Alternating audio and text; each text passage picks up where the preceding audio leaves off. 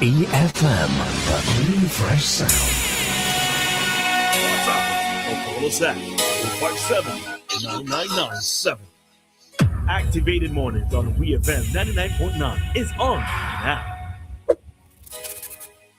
Luca Heights.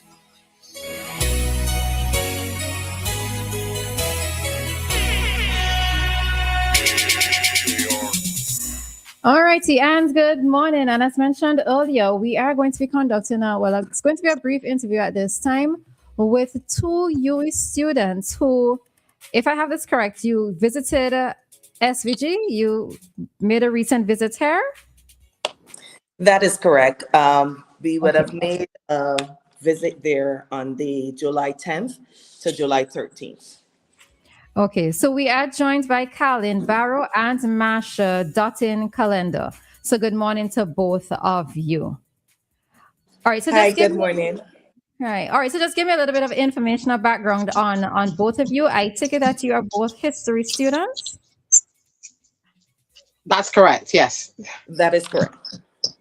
Okay, and if you could let us know what was the purpose of the visit?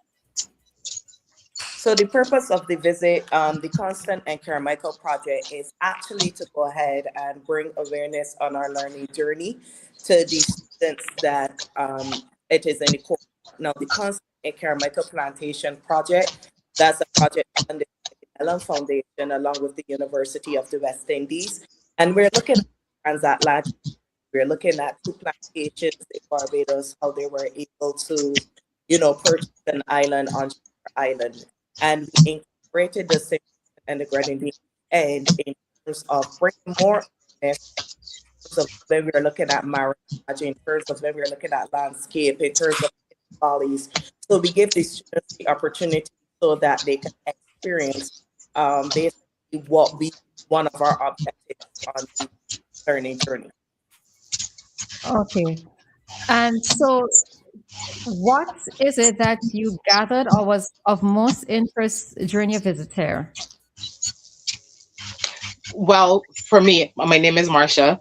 I'm a final year history student. I focus on history and archaeology. So the most interesting place that we visited to me and significant was the National Trust. When we went there the first day of our visit, and I was able to observe your display on funerary items and other artifacts that would have been excavated and preserved, I found that to be extremely interesting because we have comparison in Barbados when it comes to funerary items. We have a burial ground called Newton Burial Ground, and I find that the way how you guys have, or the National Trust has preserved the funerary items, the other pots and other pieces of sherds, beads, all of these things are significant to building the archaeological record. And when we look at the movement of the first peoples, it brings a connection between Barbados and St. Vincent and the Grenadines. I want to ask this question. Anyone could answer. How will you describe St. Vincent? Friendly. And it's very, in terms of the landscapes, it was very eye-opening versus what we have here in Barbados. So it was very good indeed. The geology is completely different to Barbados, and that was one of the things that hit me coming out of the airport. Barbados is flat. The way how you can see different rock formations coming out of your earth is extremely interesting as well. From an archaeological standpoint, it would be fascinating to explore how the different types of rocks and soils add to the preservation of your artifacts. So I found that interesting. Okay. In terms of the visit here, though, where, if you can remember the names of where all did you visit in terms of communities and villages? I let Caroline list those. You like where? Well, we went ahead and we visited Bel-Air. We went to the Bel-Air Mineral Springs. We also went over to the Belmont Lookout so that we could take there as well. Visited the Mesopotamia Valley. That is part of one of my research and Phil student the different classes. We also Okay, Carolyn, your reception is dipping in and out. I'm not sure if it might have to do with the distance. Right. Sure. Let's try Are you again. clearly? All right, keep speaking and I'll tell you. All right. So we then went ahead and we visited the Yambu Pass. We also went to Georgetown and we passed over by Maroon Hill. That was very important for the students as well. Okay. Were you taken? Did you get to go to the Black Point Tunnel? Were you taken there? Yes. Yes. Okay.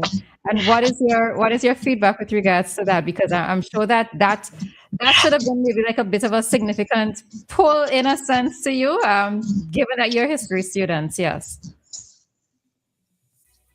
It was definitely interesting to me to see the way how the geology was utilized to store and move sugar when you compare it to the systems that would have operated in Barbados. We don't have a comparable site here for that.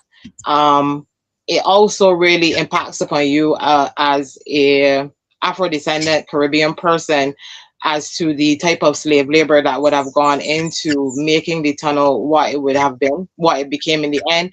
And then also the story of the small boats that would have to navigate the rough waters to take the sugar out to the waiting ships to be sent to their different ports.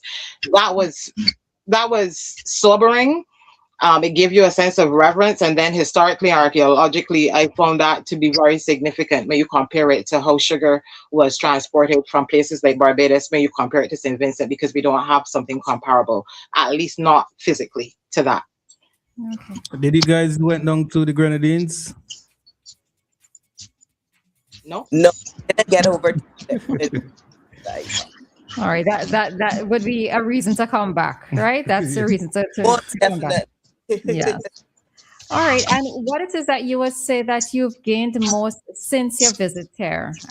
What might be one of the lasting thoughts, or one of the lasting impressions, or even, as I just said, a reason to return? And not just from a history student standpoint, but from a visitor standpoint also. For me, I would say that I have a theory that we are one Caribbean people. And while you said not historically from a visitor standpoint, the two are married in my mind, because there is a narrative in the Caribbean that we are not as together as we should be. And I strongly agree with that. When I left Barbados, it took me 30 minutes to get next door to you guys. The similarity in friendliness and willingness to help, it really solidifies the fact that we are indeed one Caribbean people. And when you are a student of the University of the West Indies, which is a melting pot of basically every Caribbean country, it really lets you see that the division that we think exists between us as country or islands, it is non-existent. Once you sit next to a brother or a sister, have a conversation with them, you realize we are indeed one Caribbean people. That is what was the most lasting and impressive part of the experience for me. Well, for me, I left with a greater appreciation of the island's history, landscape, and people. Also, a deep understanding of the connected histories, along with Arabic. But most of all, I could, also echo what colleague Mark was saying, in terms of the persons that actually us in terms of pulling this off. We have persons like Ezzy, we have Ipa, we have John, we have Shady, we have Dr. Scott, we also have, Mr. Williams and team. They really put a real good in St. Vincent, and I really want to extend our thanks on behalf of the project to them. But really, they gave us a lasting impression.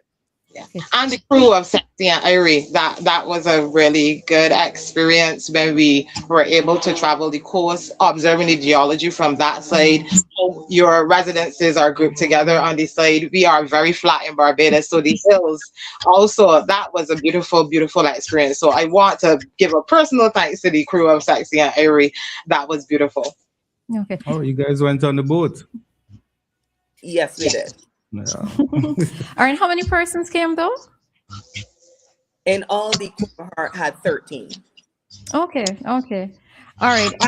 I suppose it would be remiss of me to not ask this question. Why do you love history so much?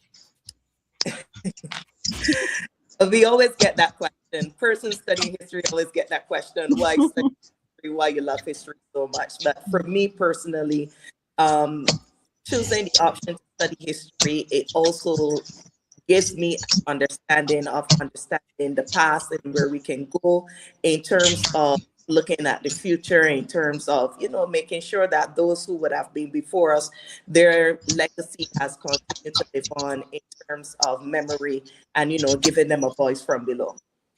Okay. Yeah.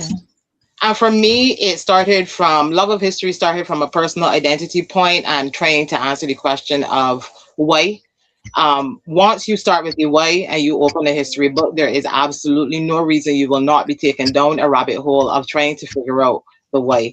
And that keeps me engaged when I look around and see that I think that my society, both regionally and domestically, could be improved from an understanding of where we came from, helping us to solidify what we're actually doing now and making plans for the future. Echoing what my colleague Carolyn said, it really gives you a driving force to continue looking into it because the answers for the future are found oftentimes in the past. 2020 vision comes from retrospect. So this is the reason I love history. And every day you find something new / old to be and to share with another person. And that ultimately is the transference of knowledge, which helps us grow as a Caribbean region. Okay. And I too was a lover of history. Still am. I'm just not didn't do it in a professional standpoint. But I think curiosity is also one of the things of anybody who loves history to know what was done in the past and maybe how things have transformed or even still exist up to today. So curiosity is also another good reason for that as well too. So yeah. All right. So is there anything final that you wanted to leave with us as we end this morning's interview? I think I found my second home, just so I would ask. We welcome you with open arms. Y'all are just next door, so you don't have to welcome me. I'll be coming anyway. Bringing people through showing what my experiences were in St. Vincent. I have had people ask me if we can go as a group, so I think that will happen as well. Black sand is also extremely fascinating. Good. I'm happy that you got to experience that. Yes, good. Yeah. And Carolyn, any final thing that you wanted to leave with us? The only final thing is I definitely will be back. So I expect that I receive as the same hospitality that I have received, on this trip. Other than that, it is very interesting in terms of bringing students on this learning journey because they get to experience versus what they see in the text. They get to actually experience in real life. We speak on language, theology. They have an understanding of what we say in terms of, our being and our point. Okay. Yeah. All righty. So it was good to meet both of you virtually, and maybe at some point we'll meet in person another occasion. All right. So we want to thank you both for joining us here this morning. And on behalf of all of us here as Vincentians, we look forward to you coming back. All right. So this morning we were joined by Carolyn Barrow and Master Dottin Chandler. I pronounced your name wrong the first time. So Master Dottin Chandler. So good. Thank you for being here with us this morning. And of course, continue to have a good one and continue to be lovers of history. Thank you. Have a good day. Have a good Bye. Thank you. All right. Yeah, that brings us to the end of our interview this morning. And time here in SPG, it is 9:06. It's time for us to bring to you today's ECCB currency exchange rates. Nothing else sounds as good as